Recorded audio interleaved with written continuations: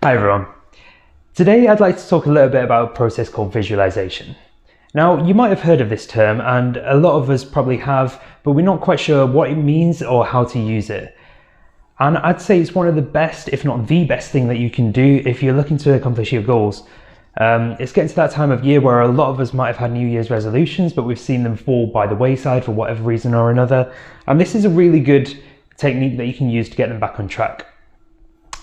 Visualization has often been talked about by the most successful people in life, entrepreneurs, celebrities. Look at Will Smith, look at Oprah Winfrey, Jim Carrey. There's well-documented cases of them speaking about visualization and the benefits that it's had for them. And it's a really good technique that you can use to improve your personal lives, to improve your careers, relationships around you. And it's all based on the idea of generating positive images which shape your personal reality. And it's quite a difficult technique to master, but once you've mastered it, it can make so many situations feel a lot less stressful. You can feel a lot more confident about yourself. You can feel a lot more fulfilled as well. And the process of visualization works because the idea of creating these positive images, there's been a lot of evidence behind this as well, a lot of scientific evidence. But basically our brains are pattern making machines. We're always looking for images to make sense of information. We literally cannot make sense of information without an image in our head. And if you generate a strong enough positive image, a lot of the time this will become embedded in our subconscious. And there's a lot of evidence to suggest that when our brain processes these images, it struggles to discriminate between fact and fiction. It struggles to discriminate between what is real and what isn't. And that is why, this is where the idea of law of attraction and positive thinking comes from. If you're able to manifest that enough, if you're able to have such a strong image in your mind, then a lot of the time our brain will think that we've actually undergone that situation. So we'll feel a lot more confident when we're going into a situation, for example, a job interview or a big sporting event. If we imagine our successes, then a lot of the time we will actually be successful. And I'd say the two most important techniques that you can use and this is where a lot of people go wrong as well. There's two most important techniques which are important when you're imagining the visualization process. And that firstly is ensuring a supportive environment around you. And that means no distractions, no kind of noise infiltrations or anything like that.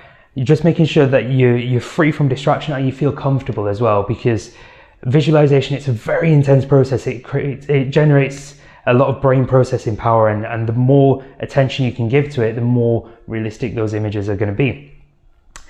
And secondly, this is where a lot of people go wrong as well. Making sure that you're using the five senses. A lot of the visual images which are real in our heads, they're making use of the five senses. You know, imagine last Saturday you might have gone to a club or something like that, or you might have gone shopping. A lot of the kind of images that are in your head, yeah, they're using sight and sound, but a lot of the time you're thinking about what you can smell, what you can taste, what you can touch in those scenarios as well. So generating images which you make use of the five senses, that's one of the best techniques which helps in the visualization process. So today I'd just like to go through 3 visualization techniques which might be quite useful for a lot of you, and a lot of time these can be applied to achieving your goals as well. So the first technique is called the relaxation technique. And for those of you familiar with meditation, it's very similar to that. It's the idea of imagining an image which is going to help you to relax. A lot of the time people will go for the cliche sitting on a beach kind of thing, but it can also be sitting at home with your partner watching a movie, or it can be going for a walk in nature. Whatever you feel makes you feel relaxed, whatever works for you. And once you ground yourself in that image, so imagining, for example, we'll take the beach. So imagine yourself laying on the sand. What can you see? What can you hear? What can you taste? What can you touch? And what can you smell around you? Okay, so imagine all of those things. Go through each one step by step, step by step. Don't miss a step. Imagine each of those kind of senses and how they will work in this. And eventually, once you've grounded yourself in this image and you've started to concentrate on your breathing and nothing but yourself and the kind of scenario around you, just imagining that relaxing, tranquil image, start to explore your inner emotions. And a lot of the time we will find that there's a lot of blockages which we weren't aware of. So for example, we might be feeling stress, we might be feeling upset or anger or something like that, which we might not have been aware of, which is stopping us from achieving our goals at the minute. So think about try and explore your emotions, just focusing on that image in front of you, but also what are you feeling in that moment? Because a lot of the time that will be, you know, what is stopping you from achieving your goals. And once you've identified the source of that emotion and whatever you're feeling, then you can start taking steps to work through it. So thinking about what you can do to change that emotion into a more positive one. But the idea is our minds and our bodies, they're always on the go, they're always active in real life. So a lot of us fail to take the step just to be able to switch off sometimes and just really truly explore ourselves. But just grounding yourself in that reality, just helping you feel a lot more relaxed, you're more likely to identify what is stopping you from achieving your goals at the minute. The second visualization process is particularly useful if you're undergoing a stressful situation, or you've got a big event or a big job interview or something like that. And a lot of sports stars talk about this visualization technique, and it's imagining the idea that you're going to be successful, which can be quite difficult, it can be quite tricky. But a lot of sports stars have said before a big game, they visualize the process of the game. So not just the game itself and succeeding, but all the little elements which lead up to it as well, making use of those senses again. So they imagine themselves in the locker room, what kind of conversation they're having there. They imagine themselves walking down the tunnel and hearing the screams of the fans, and they imagine every step of that game. They imagine every play that they're going to make leading up to an eventual win. And a lot of the time, you know, this does result in big successes because they've imagined that scenario beforehand.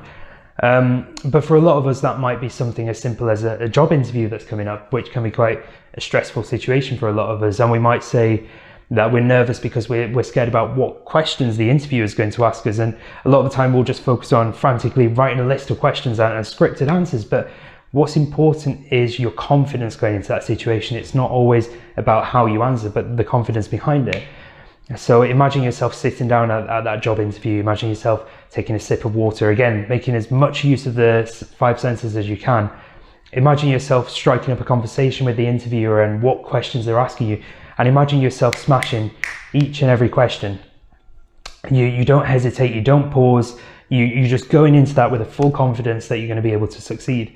And imagine how happy you'll feel when you come out of the interview knowing that you've accomplished something great. And a lot of the time that can be quite a difficult image to generate, especially if we're not used to that. But the more you're able to practice that technique and the more you're able to go through it in your head over and over again, the more it's embedded in your subconscious, and your brain thinks when it actually comes to the job interview, I've done this already, I can get through this situation, I'm feeling confident, I can answer any question coming at me.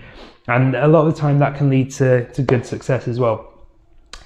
And the final visualization technique is called the self-talk. And this is very good if you're looking to accomplish some goals, but you've found your goals fallen by the wayside at the minute. So say, for example, you're looking to set up your own business, but so far you've not had much success with it. You don't really know what's going on. You feel like you've got a good target market, but something's not quite clicking, and you feel like it might be a problem in yourself, and you're not the kind of person to be able to set up a business. You're not risk-taking enough, you're not kind of confident enough, you don't know how to react under pressure. So it's important to ground yourself again in that visualization process. So imagining that relaxation image again, we'll come back to that. So imagine yourself laying on that beach. Again, go through the same processes which relax you. Imagine what you can see, hear, taste, touch, and smell around you.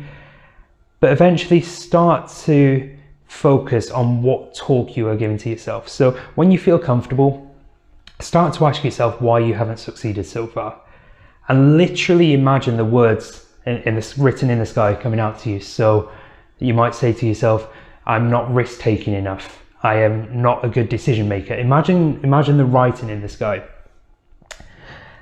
And when you have a list of those things, start to try and transform them. Okay, so for example, I'm not a risk taker. Try and think of times that you have taken risks. Try and find the opposite of that reality, or you can change it into a positive. So you might say that you prefer a stable decision-making process. So whatever your sentence is, either try and find evidence against it, or try and find a way of turning that into a positive. And as soon as you've worked through those sentences and changed them around, as soon as you've done that, you come out of your visualization process, start to write down those positive sentences, and then they became affirmations which you can repeat to yourself over and over again. So for example, I'm a good stable decision maker, for example.